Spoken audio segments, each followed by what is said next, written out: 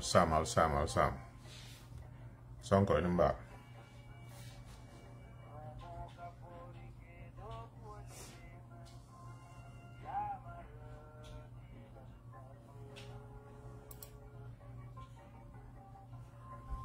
Alright, now come on, let me get a thumbs up. Video gameplay lava in the background, so now you're marking what you want.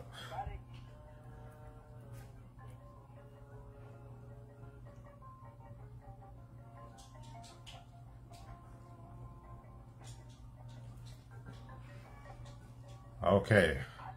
Good morning everybody. Mobidawda ngal tinya ngal wulara ngal kondo. Kuno manna no verbido. Di fana weekend hot. So kanga kumol men for mandaji follow wala bekere.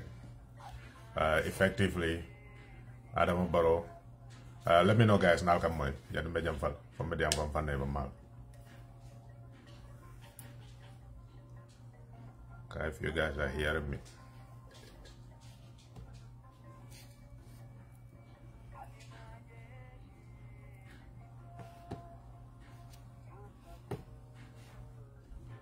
Anybody, thumbs up, comment, you can hear. Okay, thank you, Suleiman Barak. Yeah, so Ismaila Caesar, Barolo Wulike. Gather full of interdana. Effectively, nganya fonunko ipareta nyinekela. Basically, Gambia lam kuoku mulunja yata kuoku maneta nila from all distract la, you know, ke nene UDP samane ye diabla du kuolgon. Dabo to foje. Niyo for drum, mol kanyina la ko masibolo kupri ngoker. Ye nyatlu wasifal. Ye wala ke it works effectively every single time. Ni lafta menkela drum, kamol distract. The cover UDP, Dabo, Gaminol Bay, Camila Molman Jafurde, Yelamando, Kusifalga. So, the campaign platform 2026, if you already has you will launch things. We don't have a new constitution because of UDP and the UDP leadership. Exactly what Ismaila Caesar says. The reason we don't have a new constitution today is because of the UDP and its leadership. So, in up to 2026. Barrow failed completely from 2020 for B, which is 4 years. Alors, failures are glaring. Mobe nyabala loko anyanta menkela mak. What sanye nano bacon abe sire bawo sa campaign su yata nandoro biko ala ngani kuma mandi saende. Ene mol membe den ku kilonga. Wol ko hani tombo kilonga ni aboje. Ndal data ji manta support. Idata e buko muta ya be falin kew. Biko ngasa manan sa ni manson sa foko tala manson. The camera mo Gambian or Kumandra or the camera until man smart. The camera mang until mo confing all that. Nim contal Gambian banco ding all. It any more cookla coyonco, honey a cooking bonding you cook on the it are you come to ya bay falling on an aju from back cook channel and Nimas on Zaf Molly to the bala. When your Horbanta Yalabeke, who may along banco better than Nafanga. So coming out from your around Barokobi Mate political. Fengo fa kaka being political 100%. Atalana fabe damando hanin constitution on yajube. Ni dunda ko na yajube. Fengo fenati je me alon ko sa ko nyimbe gambe non na fala la tin sulata menna o be tala ya ko be mbaya la nda fanko e ka me bread crumbs ala fa gambe non ka ko yalla ngal tele nyinda o bal fanan na fala. So ka bring it a lock that it la for be. Il a fait une constitution que la campagne instrument la de mais alon ko banko dingol niyo belari wala ka banko dingol la balunya belari wala ka la human rights la ko be belari nyin constitution la ital maka fendi for political tool Adama Barrow man la fi constitution kutola kabrin chukula modan man la fa 1997 constitution wala re arrange ate lafta wol bar bawo campagne wato kanasi le planol do bortiye nawek bela kenyanta yal ji ko banko ka nin samanata na yele silol men doku me doku ku mol la cordal be tara jiokon ku wokul man tara ker ko banko ka me anko ku ken dolam bawo wol bebe kerinde e ko matu nga mol filindi na nyim constitution ko samana bawo nin tel nga nyim falen ko nga falen nyame UDP ko la sonna ni balada do sa ko UDP ko la yo ke campagne rawol amantare sonno mon tela tutan tel la bulu banko dingol nga hasdi ya bondi na kuol kono nga konnante ya bondi na kuol kono nga nyim mol yako nyin man la fin la nga totale man la fin na yurwale man la fin na kayrol itel be fama fen kuoto e be la posol fand la nyame e be badingol kelo kuti nyame itel tate na la do ko be mol so nental ma waji non fay ma fala habar yudi bi fana nyene ka habar nyim fana nyene ke meanwhile banko dungol be siribe torani men yalon ko ye sasiko e banko dungol la toro bonde ga yela bata bonde ga wol mon ku keno wote man yela hajita woto nga nyakas wala men dol no be ngi gata won no ba fala ko ha ni man nyen keno ni nyen keno ni fankata ni kete meanwhile mol be sirim banko kan konko be la ela fengol famo man kela fengoti bawo sumol la ko du kay nyapi kay ni kido bar ni finda wati do ko UDP dabo dorom prim mo be wuli kamle mo jafurto gammenol be nyanta bala na nyina la ka fo ngo ni nyanta ko menkele make ika wuli ka ka politique ko de ka ko ha UDP e kamera UDP banko mo be dinke folol fa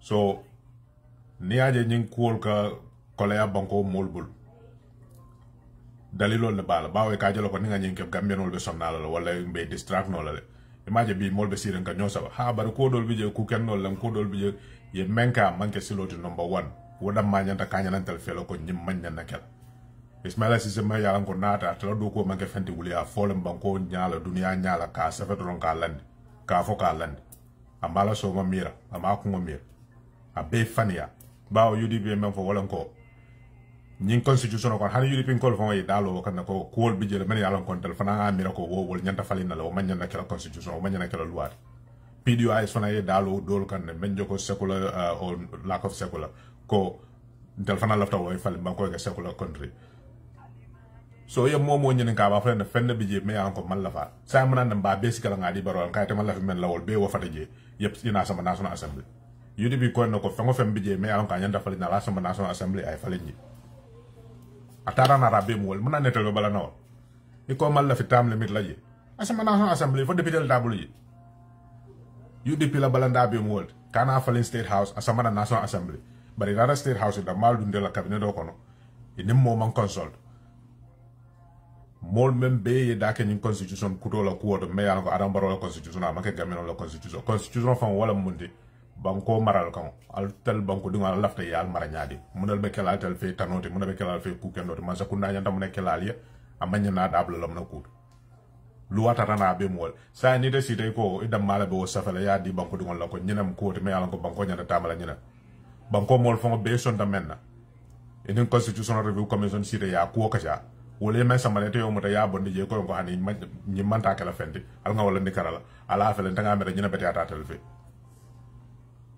nga tolodro nga ke baba man sot kadu wala mata mello ko wala ni yarantel fe wala be yarantel fe wala fi yarantel fo nga mello ko wala be yarantel fe ni tarana da be mo woldi ni balamba ya be abe mo woldi adam boro ya me atara fi yara gambe di ngolti mo million fula nim fe wolda ko ta menna kon tel fe ni nam ku kendo to ka tamandi banko ka atako wata ket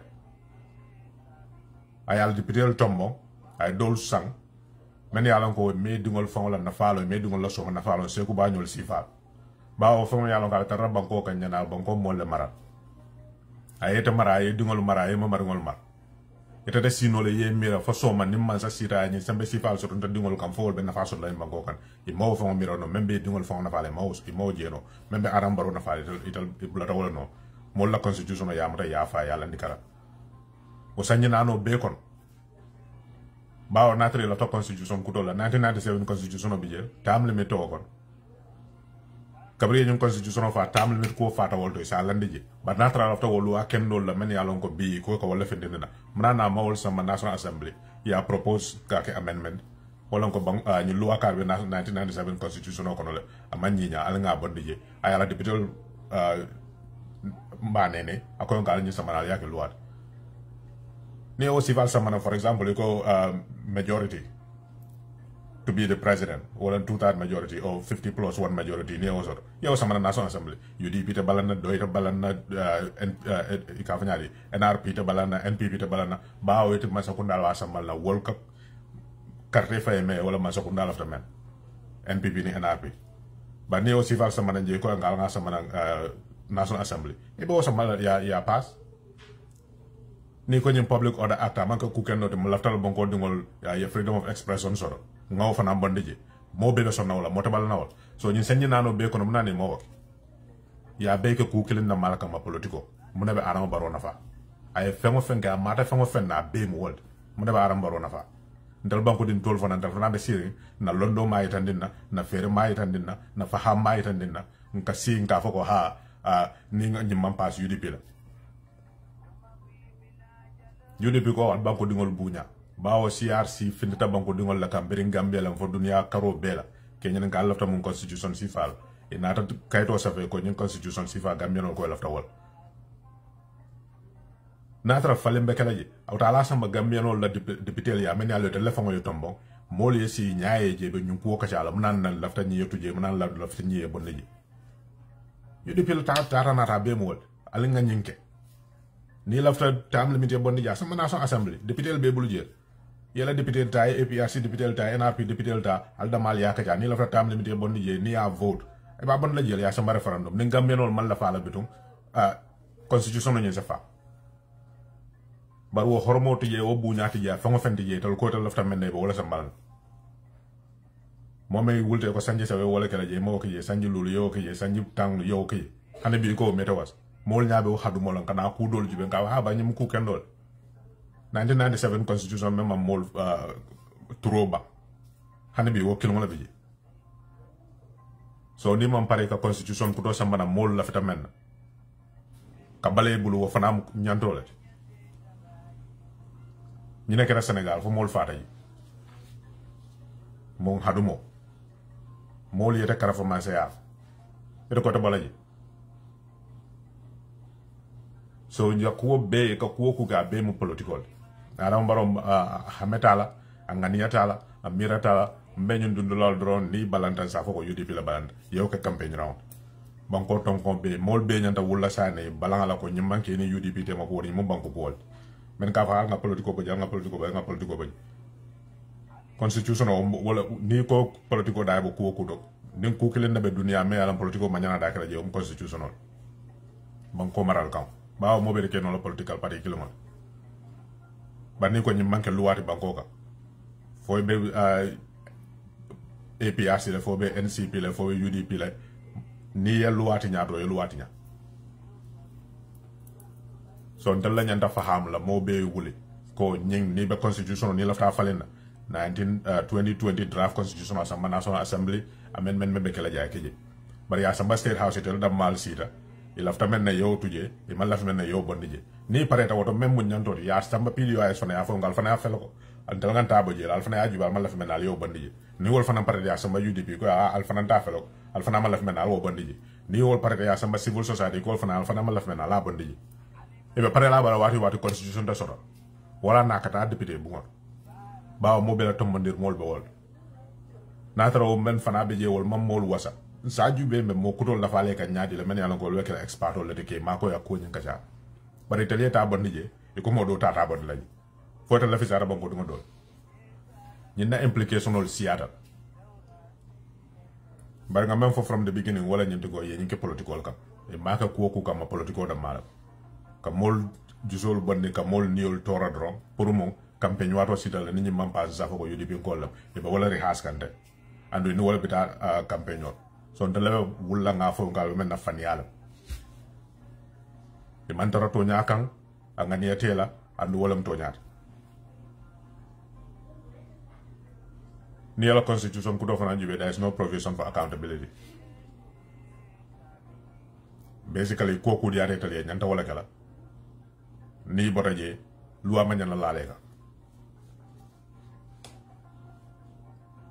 ngani yo be mo mo be nyaabe le be kuruya le be corruption la banko kan be tinyaro le be mol la fangol sunyala mo be nyaaba constitution ma yalla ko wala nyanta lala ka fo yon ko albe nyi menna manke silode wo constitution yo loi be bondiji ko tel mendiate nyanta wala ka ne o jube woni ko kele na mulunda wala 1997 constitutional Amnesty International kabri aku wonyen findida ya safel no 1997 constitutional ya jambe basically 1997 constitutional me ya dada it was in 1995 le constitutional review commission set up in 1995 AFPRC government wato sojoro le masakundaya wo CRC draft wo draft me yadida 1997 ya samba National Assembly 1 week before referendum o bekela ye draft ko tola sambana wala mundi Adam Barrow ñu menkata exactly ya jama wala ko 1996 CRC era draft de dale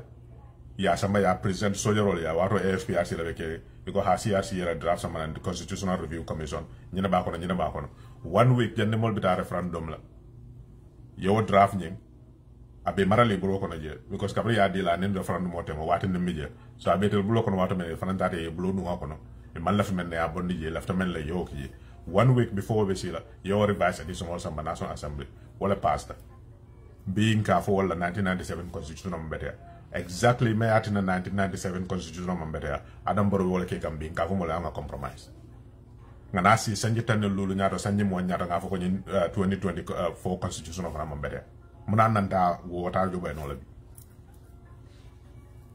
Amnesty International mo fa exactly wala ke daji.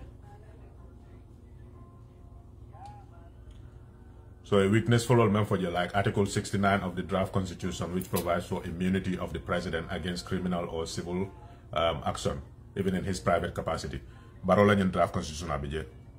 No criminal proceedings can be brought against him. He has immunity. Ngo yankuba ture wala dundi problem oko. May dundi problem oko because in 1997 constitution amantaro nje bar kabri yaje may revise it was there. Walanko Article 13 of the Schedule 2 of the draft constitution further provides members of the APRC with total immunity from criminal prosecution and civil action. This section emphasizes that the courts have no jurisdiction to entertain any criminal or civil action against members of the AFPRC or its appointees, even though there may be allegations that the actions of such persons may have been unlawful.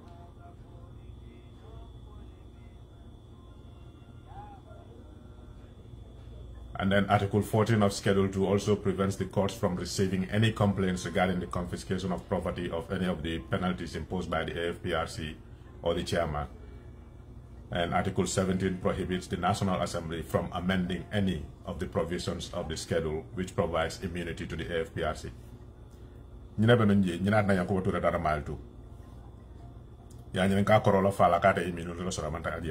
Because they put this in there.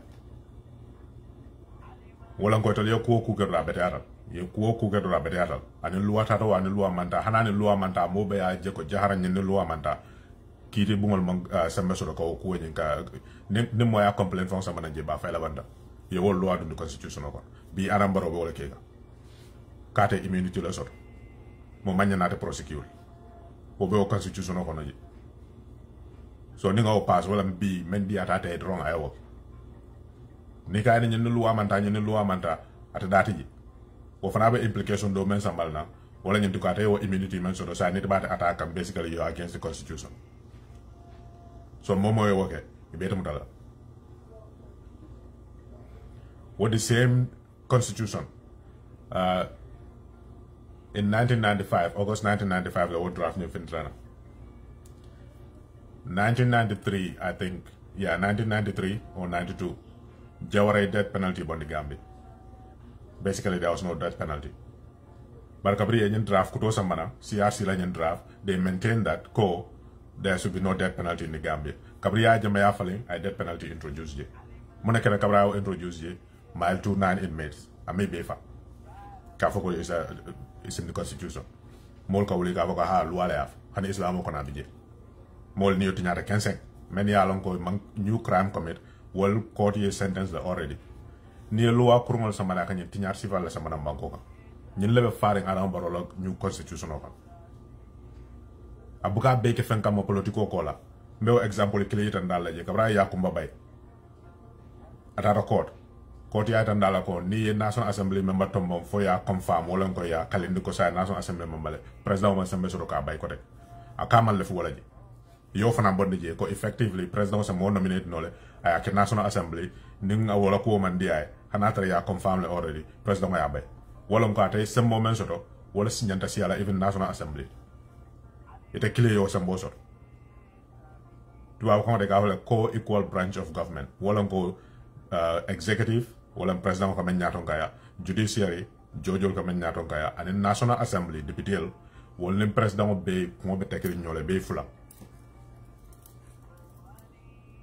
sa nata ko al ñun dol ken ta dingol wala député na diata ñi bouté na diata ñi police na diata ñi ko manda alta kondon na diata ñi bay ate ko yo sambo di ala be ñu constitution ku to ko non nga fo nga so a be mu political because wo ka ben course yo fo imagine hama balo ta ka fo nga course sol nyantale e ka masa kunda fasa i malla fi fango fen na la je hane fen malla fa la je pour mu italien sambo so to men diate yake men la ko diate ye wol sementu ya men la ko man die mantora la fero tata nata be mo so nin ko nga compromise wo dalilo la ka momo ka ofo mfana nyanta wulla wal kambale ye ngo fintini wati wat bawo gamino diam lal e ka siya mo be wafla ha ali nga kete nga bla nyin do no mal nga fankaten compromise ani nyin be muna compromise ya amra nyim be tata nata 100% tam limit da ma baro wala falen jira nyin tol samana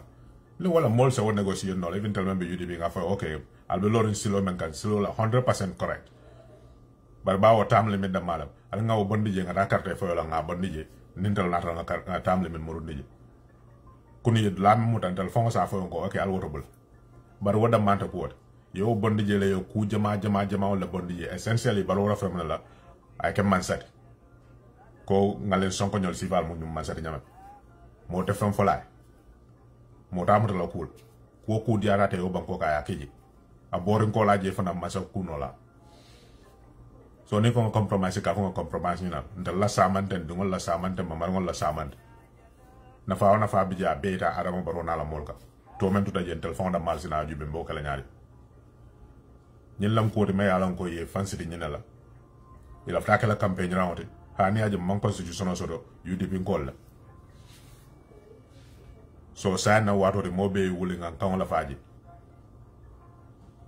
kay tan dila ko adama baro be ñim menna man tra fenna politiko ko la be banko dingol niyo aba wala torakan banko niyo banko dingol niyo tinya kam mun kamala atala politique ko kam bawo fo ma yanka banko be na faale to ko man taw kel membe te na faale be wala kel to men to taje sodi banko dingol ni na faato so taje salam ni man to so taje mo manya na man sa opposition la ma ko wala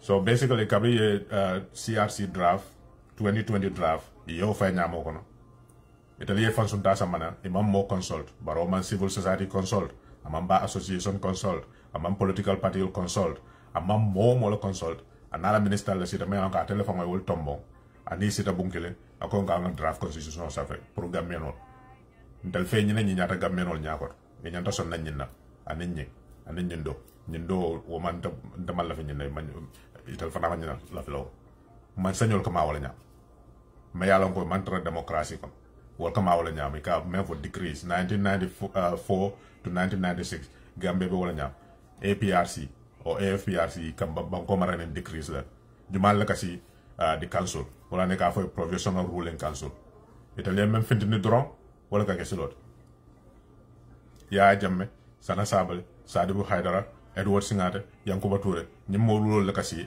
ya fa la fa nyina ke banko kan wayek ene mota sila ya ko kaja yo decree on la samaranje wala ne political party yol ban ye PPP ban ye Jawara ban ye Serif ban ye Asan Musa ban ye GPP ban ye NCP ban ye be ban constitutional ma fo loi ma fo fe ma fo nyimo lulol da mal site ya bar momon ku noje bawa mena constitutional suspend wala kete la force crime ka constitutional suspend ko banko maral kan onye sa entre bo brukala baro banko maral kon fana nyina fo je ko momo ya bruka ye kule ka me alon ka banko e ka fa me treason ni e muta wala nyande soro ne si yoda bawo ye tajirante ya banko ka wala treason so ni aje yo provision do samana immunity wala kon dal nga ko ga hana tra luwati nyala mo man nyanantal procedure la fombe masa yala fo man tra masa ya o kukil ngo non san zome yankuba tura sama maltu fasi yoda wonda le luwati ne ya ka ka la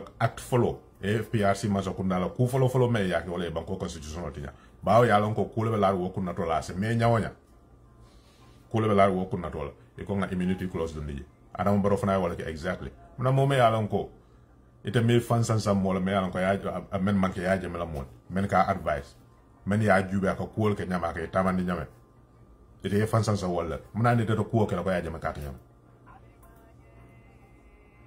so nyin tara na ga menol nyanta me understand wala ko nyin aya beke political kam angani tala amira nyatala atalafta mna dro wala sambo so men diata e banko ka ya kiji nin sondani ye pass momo e baro opposition kuma fa manyana men fola e be kulek la le kam me alon ko ya jame men lan kam wo fo ba flo wo mo fo fini ko asa mol fa kuta balaji nin ka sibi nka fo ko ha wata kala nga ya jame la 1997 constitution jubi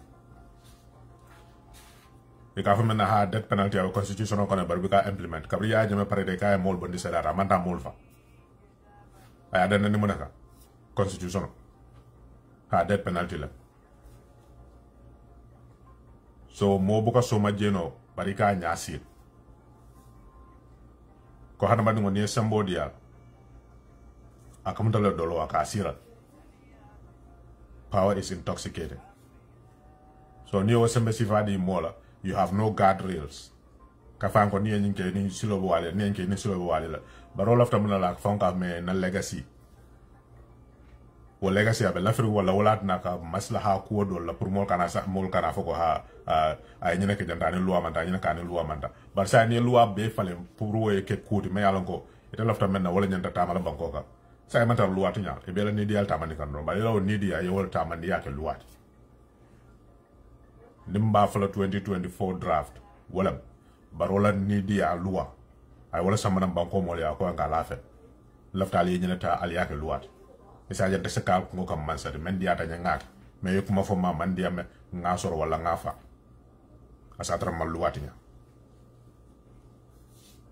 mo me yalan ka bu ke mirano ko tambi sanji lulu dingo nyaawal ko wol drom baro kala fo so all the things me yalan ko Amnesty International they call it out in 1996 when the new draft constitution, because at that time even UDP was not formed at that time. By the time the draft constitution came, I think it was in August. August. A few weeks later, the UDP was formed. The things that they called out is exactly what happened.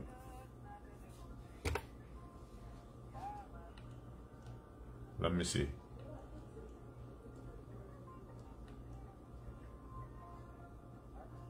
So basically, the importance of the rule of law, they call that out. Ko near new constitutional pass, rule of law, wala loi tamaninya bankoka abakole alal, and exactly that's what happened in between 1995 to 2016. There was no rule of law. Freedom of expression. Yeah, you can ni loi pass the freedom of expression will be curtailed. Ngola ne de la haidarafa. Or freedom of expression. Amnesty International called it out. New constitutional pass, never got a problem out. Derogation of human rights.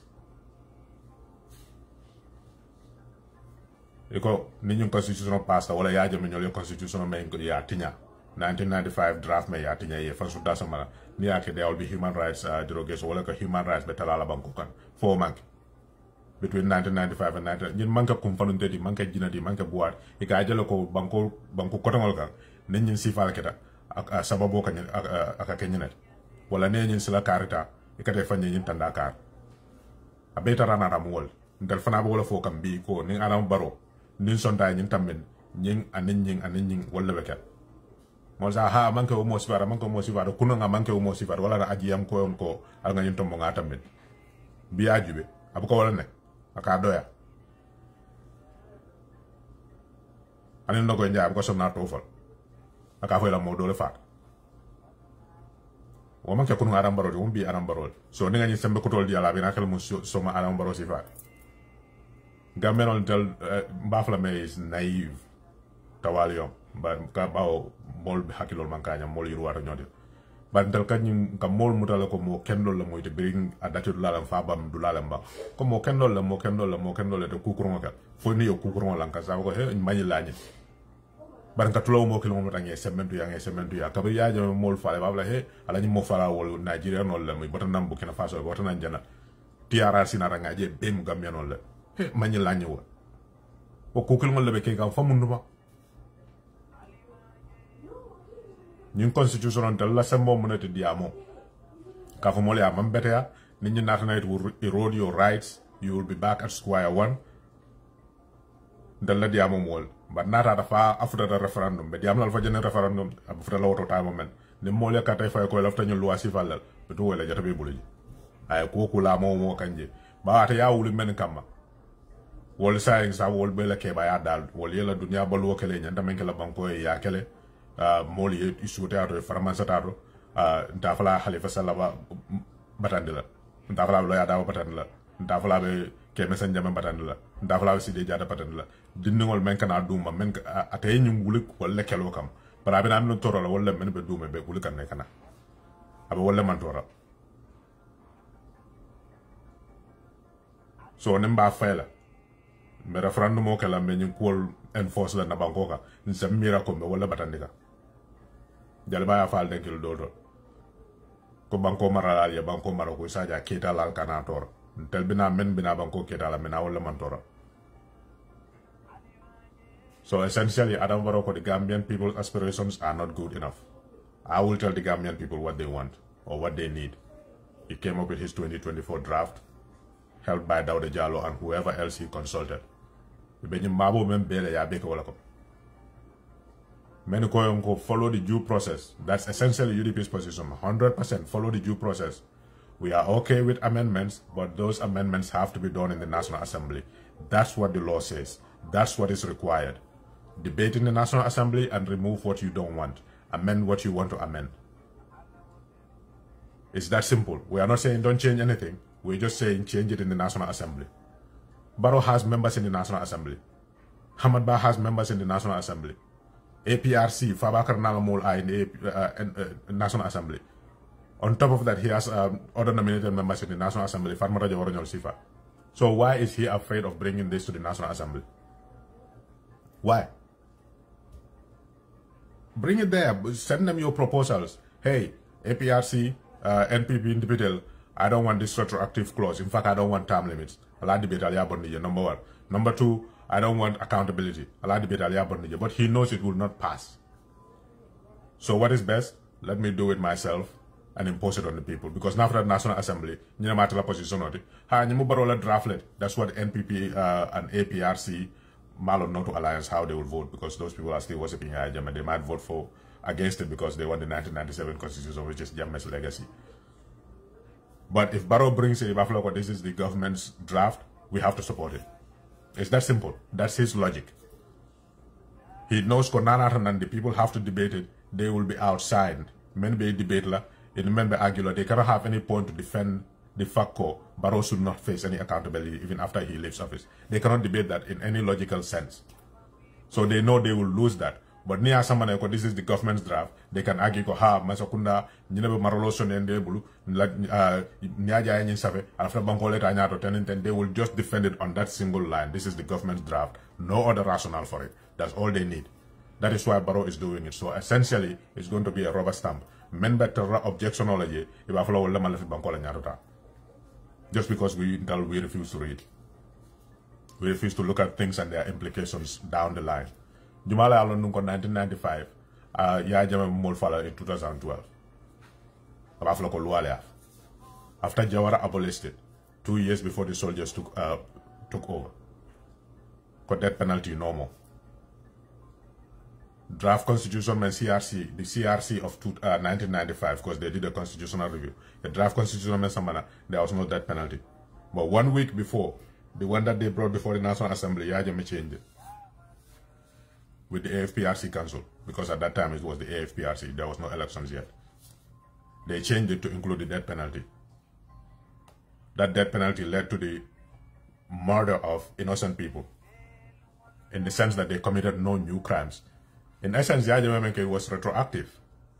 Death penalty, 1980 sentenced to death.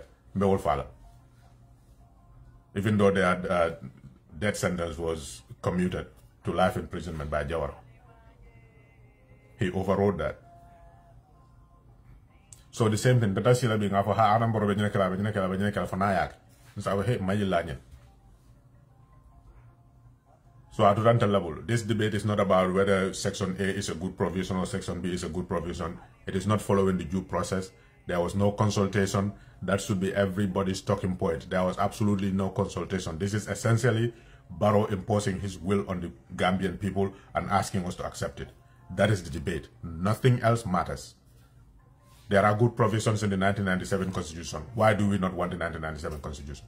Because there are bad provisions there. Why can they not amend those bad provisions if they really want change?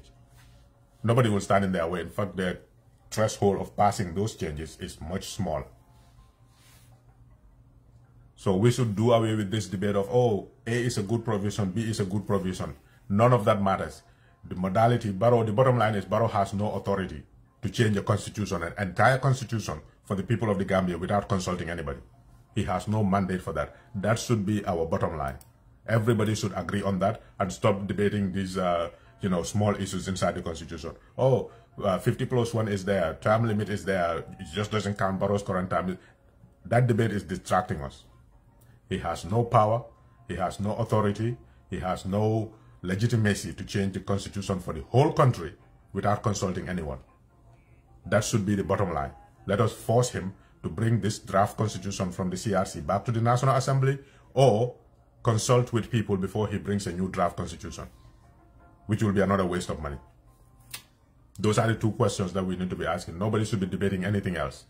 Whatever provisions are there, there is no compromise on that. He has no authority to damn the people's constitution and then bring his own version of what he thinks is right for the Gambian people without consulting anybody. How does Barrow know that? Somebody who climbs a 500-meter Kabatari, takes 9 buses to work, and works 20 hours a day every single day for 6 years. How does he know what is good for the people? He's smarter than everybody, 2 million of us. Never been to law school, but he knows what is good for us. Just because minions he appointed to government positions are feeding him that, oh, this is good for the country. And we are saying, oh yeah, let's compromise. There is no compromise to be had. He has no authority, no legitimacy, no designation by any competent body in the country to say, Barrow, tell us what you think a constitution of the Gambia should look like and bring it to the National Assembly. He needs to consult people. Even if he decides not to consult political parties, at least civil society organizations he needs to consult, because those are considered neutral bodies who are out to promote human rights and the rule of law. He consulted nobody. So this should be everybody's talking point. Why did he not consult anybody? Why did he bring a draft constitution? Who helped him draft it?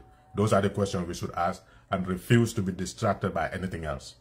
Anything else is a distraction.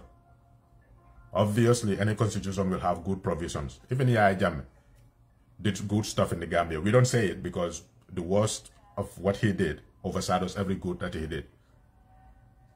For example, we can say I slowed the from Bara to Amdallah, Bara to Kerouan. That's good for the people. But he killed Al-Mama Mane, who's from that region. Is it worth it? No. Why? Because we have laws. If you want to kill people, take them to court. Let the court say, okay, this person deserves to be killed. But even then, there will be questions. So, you can kukendo kele, mo beka so walal. University of the Gambia, mo jele mako Gambia. Those are good things. APR Sinkol, they brag about that. But at what cost? Ni ko ko singo kubidal. Ni tara leptano to ba jara len. Mo mala fi sinku bola because buka tamano. Bare ko leptano to ha ni ko ba jara la wuli mo e be wala jo. Jumala nyamate wuli mo jo pour yesingo sinku be mo jam. Besi la nga batu na kenda wata mena night. It's the same thing. Yeah, I just did some good stuff, yes. But I did a had a renewal fale. I omal 2-9 prisoners all fale. I ku jamale ko Bangkoka me alon ko ku Manila. I offensed in the Bangkoka. So because of that, all of this is overshadowed.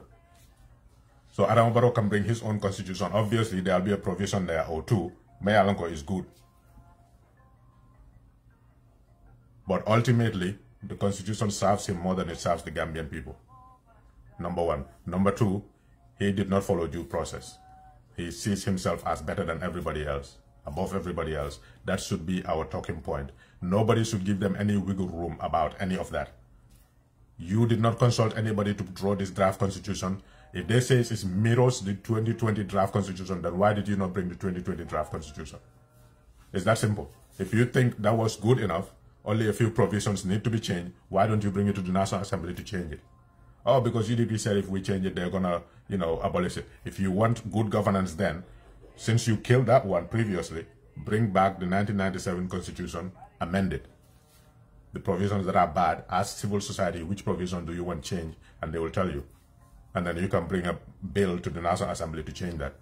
There are so many avenues that they can do. The bottom line is he has no authority, and that's what we should focus on. This is done completely in the wrong way.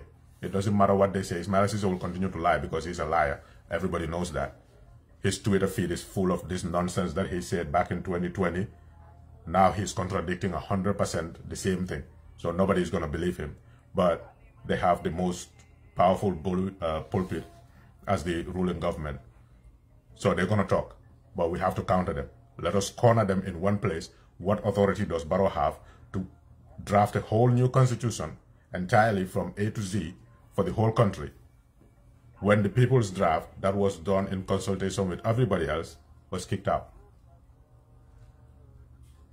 That should be the question we ask them. So, bottom line, Adama Barrow, political ya wulindi. Abe political la, amal na fi constitution kutala, amal na fi banko mol la nyato tala, ate be sembo soto la nyame, abe nafulo soto la nyame, abe kango soto la nyame, ate ala hamo beam world. Aka mamman kula beam world. So banko mol la nyanta wala ka fa yanko e nyimen safe. Ntel man songal. Man nyan na nyo sabala nyina ka fa ko ku kende karbi jele, ku kende karbi jele. Fango be bukat hani iblis. Jannabe kala iblis ay alabatulan. E ko jinole may alabatulan fo ala makamo ala yawulinde adu ni malay kol ko. Ala alabatu sambo fota rawol. Bar kabrata ra badalta alabul. Mana law barakendol be mantinya. So mo buka keb ka foko 100% mo jawolam. Hana jawo yata mol bele fe banko kam mo kelimbi jal me ala ka wona fara sinyakile. So ñun constitution o sa fo no nyawa nyanko ku ken karbi je ku ken karbi je ata keno la ñentu ko akono be ciow abe mu ku jawol ani bar ni man silo tay man tan silo le ñata dal silo men mol ko ñata dal silo men ko man tan wo silo muna na sa mbet raño sabala ku ken karbi je ku ken karbi je UDP lord la menti wala ñentu ko ala samba député bu ngot Allah ta fam fale naje ni député el son takay fale ay fale xana tral be député el sanna la lisa mol salon ko okay ñin le tiñaro ko banko ka bara ñanta tala ni wasilo la tani wasilo la kanata ni silo dolo ko tek ku mota tana la be mol de say ka wuli ko wuli al sabara ha ni ajam man constitution soto UDP la atra te o Dr. Ismaila Ceesay kilimo sanji sabal sanji nani ko aka memfo wala ko baro man na mol la constitution tiña bi je place di ala ya dafan ko mun ko de la mbam fo fu do la mbay ya dafan wala abuka fem fo no ko tek ñim fan ya sifal ne ñing hasi di yalla wala ka banko seeni kom mo me an ko te bu ka fenje kuntino wala fa ko la nako karab dama do ye bori ni la di ba ya si wandi banko ka men an ko yela banko de dal ye mo le fili banko ka men yalla sintele be boral me so ñata tambela ñin na la ka fa ko ye na ye mol nene ye la ta fa fa nantel ngo si ka ngadi itel be yir wala be ta ñaato dro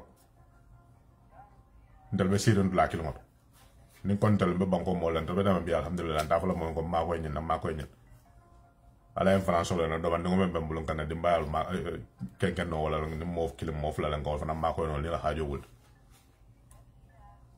kontal do ta fa la ko mina gam yele ngana si je ba wala mun tal ya banko ni bi na fa na ni la mecho la binan so ni kontal me banko di ngol la men yalla ko bulte la be sintele be bor la men ni mbatana mediam ko wala toya so mo kontina o diamo la fa jane referendum mo be sila den ngaju be ni ngamenol disata ko membe kering wala adam boro mem fanye sonda wala ko wala nyanda kel bitu ko mol be la jata be bulje mol sonda men na say e manya no ko yan lebul ngamera diamo wato diamo la kat ndiam wato tamita bitu ngo membe mem bulje falham so ala baraka guys remember let's not fall for the side debates.